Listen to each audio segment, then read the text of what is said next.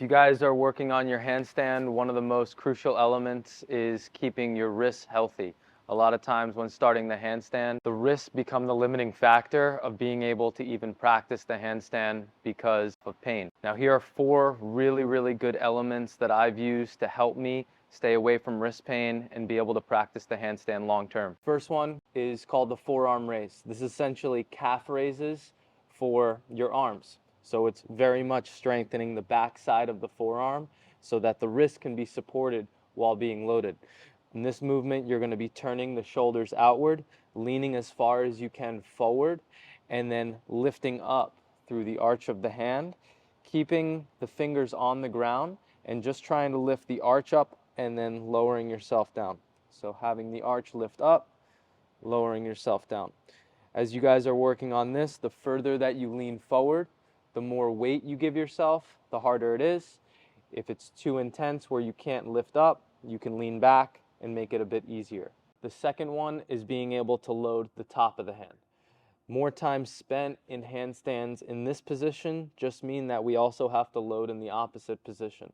One of my favorite loading positions in the opposite way is being able to just put the top of the hand down and then engage the hand in that position by creating a fist and focusing on trying to keep the elbow locked out and trying to engage the hand while being loaded on that top of the hand.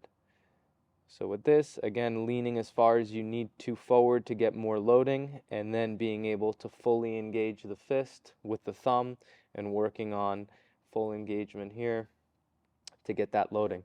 Time spent in this position really helps allowing you to spend more time in this position.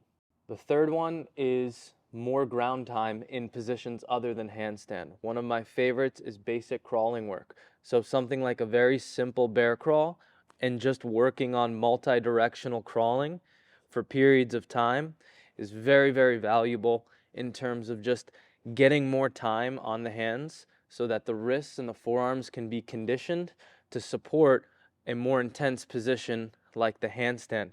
Crawling is great because it's in the horizontal position. Handstands in the vertical, which is a little bit more intense. But multi-directional crawling is a great low intensity way of building up more conditioning in the wrists and the forearm to support the handstand. The last one would be hanging. Hanging is the opposite of pressing.